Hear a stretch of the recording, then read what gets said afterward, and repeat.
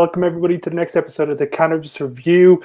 On this episode, we're going to be talking all things about cannabis storage. I'm delighted to be joined by Michael Joyce, who's the Director of Business Development for KookiJar, a Canadian company who've designed some incredible new technology to be storing your cannabis and collecting it and inspecting it. Michael, how are you keeping?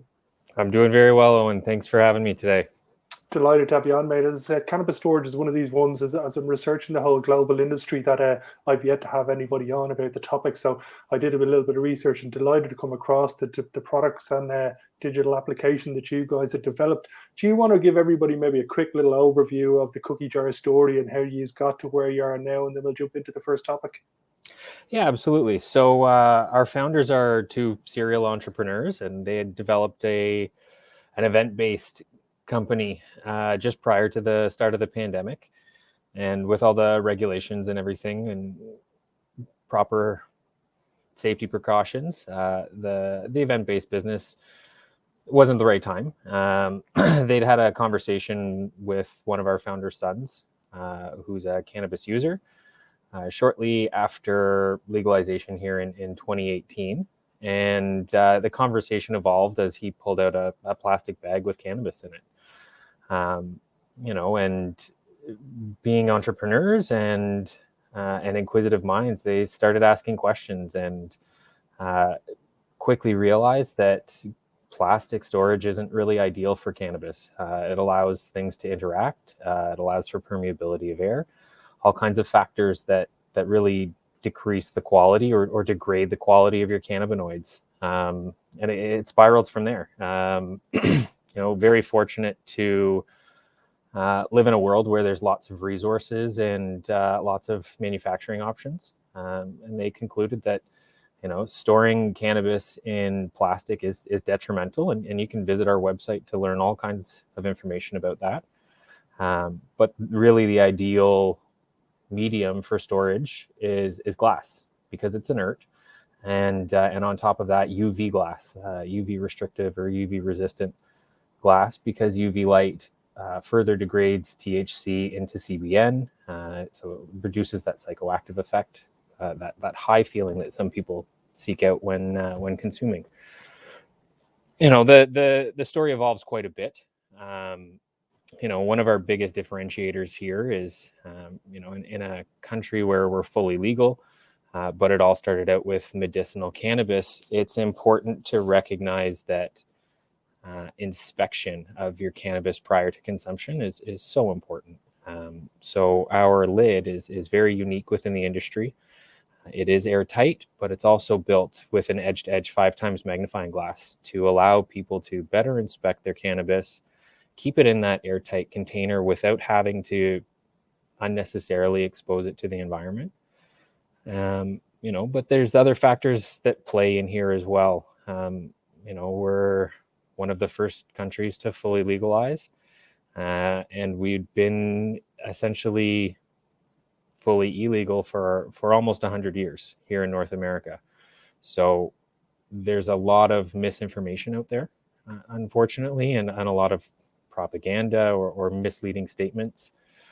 So a lot of what our company is about is helping educate people, on the importance of access, the importance of how it's produced, how it's stored is vitally important for the end consumer. So a lot of what we do with our app, the KookiJar app, which is completely free and available on iOS and Android, is provide people with information to help them educate themselves on the potential benefits of cannabis, how it might interact with them, how it might help them with various different struggles that they're having. Okay, amazing. So can you tell me one of the things that I'm sure a lot of people want to know about when it comes to cannabis storage? What are the kind of, let's say, the 2 biggest things that are happening in your cannabis? If you're not storing in an airtight glass container, what are the 2 big things that consumers of cannabis need to be informed about, and the reason why they should be upgrading their storage component? Yeah, so probably the 2 biggest factors will be airflow and light. So airflow oxidizes THC, which is one of the most common and sought after cannabinoids. when it oxidizes, it becomes CBN and just doesn't have the same effect. It is still a cannabinoid. There is still medical benefits to it, but it's not what people are necessarily seeking out. The second factor is going to be light, because UV does degrade THC as well. So those are probably the two biggest factors. The third would be humidity. If just like any foods really, they're susceptible to the environment. And if there is too much humidity, you're more likely to develop molds or mildews, which we don't want to consume. And if it's too dry, that dryness dries out the terpenes and the trichome structures in your cannabis. And your trichomes are really what contain the vast majority of the cannabinoids that most people seek out. So the top two would be airflow and UV light, exposure to UV light, and then followed closely by humidity. Okay, great, thank you. And can you give the viewers an exact whereabouts are you guys in Canada, and where are your products available in that territory? Have you guys branched down into America as of yet? Yeah, so we're based in Ottawa, Canada, so our nation's capital, and our products are currently available right across North America, Canada and the United States. We do have distribution points in both countries, and we are looking at expanding into the rest of the world more readily. Okay. And do you guys see a position as a consumer storage that you guys are mainly focused on? Excuse me, or is there a massive difference between, let's say, large scale storage for the bulks providers and a consumer storage? And are you guys pivoting into both sectors? Or are you going to stick to the consumer side of things? Yeah, so predominantly our focus is on the consumer storage. The legal growers and the industry level people typically have great storage in their facility. So our main focus is on the end consumer. That being said, we do have some products that are in development, we'll say, that are more suited towards licensed producers, for them to be able to start preserving those, important cannabinoids and terpenes earlier on in the process, so that at the end of the day, the end consumer does have a product that is superior. Okay, very interesting. And we were just talking there briefly before we came online that you guys are in a lockdown over in Canada at the moment. But one of the pluses is that you've got a legal cannabis industry with curbside deliveries. What has been the biggest product you see? We were reading a lot about Oxley taking a lot of the share from Yeah. some of the big providers. Are you seeing that small cultivar taking a major share from the big, huge bulk providers, as we're starting to read from this territory? Yeah, very much so. If you look at the statistics from a couple of years ago, kind of the big five, the five largest volume producers controlled, I think it was about 80% of the market. Now it's much more on the craft side. The smaller growers that are they're doing a great job, but they're really dialing in the specifics of temperature and light penetration and nutrient balance and pH and how long to vegetative growth and how long to flower, and they just seem to be going that little extra mile, and we are seeing it here in Canada that those craft growers, the people that are putting the taking the minutia of the plant and focusing on the littlest aspects. They're making a little bit difference here, a 1% growth here, or 1% growth here, or improvement. And they are eating away at that market from the big five businesses here. So it's nice to see, because there is a lot of variety coming out.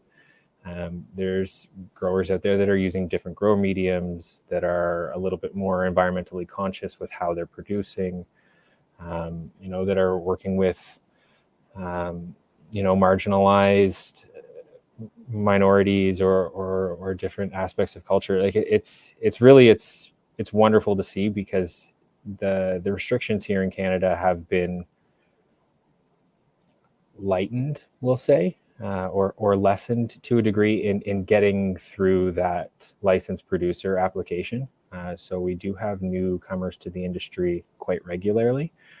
But we are seeing a huge influx of that craft growing mentality and the availability of quality craft cannabis here in Canada, much like we experienced with beer and alcohols over the last kind of decade. So it's wonderful. It gives people options, and ultimately, as long as they're making informed decisions, we're happy. Yeah, I don't know. It's one of the few industries where I don't know any cannabis consumer where if we went up and said, look, here's a half of ounce of the best weed in the world, or here's 2 ounces of this crap weed, that Yeah. anybody's going to take the 2 ounces of the crap weed. Everybody, it's the one industry where I don't think there is a low tier market. And I don't think the craft suppliers will be able to cater to the people with a nuanced taste and exact product that they're looking for, as opposed to the Coke or the Pepsi of the market. Yeah, you're very right. I mean, there is it's an interesting perspective here because particularly here in Ontario, our province, there is a huge shift in marketing and kind of the market perspectives. So we have something here that the government has implemented called an excise tax, which basically taxes based on quality is kind of the best way I can think about it. So the better the quality product, the more tax you're paying. Oh wow! It's very unique. I don't know of any other industry where something like that happens, where you're paying more tax For a superior product. Exactly. So kind of over the last year or so, there's been, I guess, for lack of a better term, price wars. So you are seeing really quality cannabis from a huge number of growers here in Canada that is priced below market value because they have to do something to compete. So we're in a bit of an interesting area, an interesting time for cannabis here in Canada. We're very lucky that our federal government is going through an 18-month review right now to kind of look at the whole industry over the last 3 years and reestablish things, because the excise tax is a big aspect, but also it's a whole new industry, right? So everybody coming into it was very green, and if I want to use an industry term. So it'll be interesting to see kind of in the next 15 months or so, or 16 months, where the government wants to kind of give and take a little bit. But right now, with the price wars that are going on, with so much of the cannabis flower specifically on the market being undervalued, there are discount brands popping up everywhere. So you can go and buy an ounce of cannabis here in Canada for $100, which is a very reasonable price, if you ask me. But there are also, the consumers that really do care about, I just want the best quality product.